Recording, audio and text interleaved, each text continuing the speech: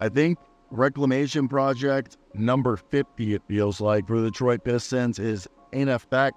Fournier is a guy that people were contacting to see if he's going to get bought out. And my coworker, Michael Scotto, who was excited to be finally traded from New York and is eager for his new opportunity in Detroit, played 25 minutes per game in his first 2 games with Pistons.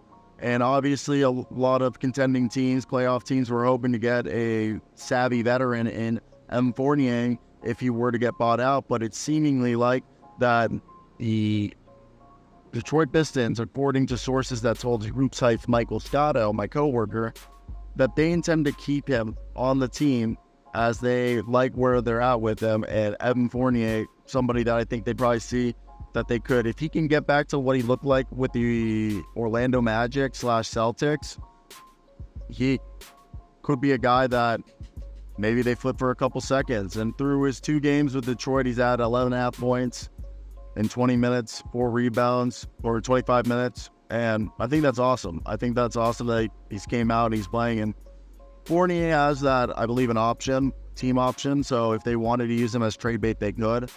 And the other thing is, people forget about him is he's only 32.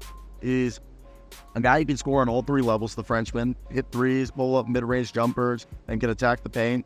He can actually be a secondary playmaker and run a little bit of the pick and roll.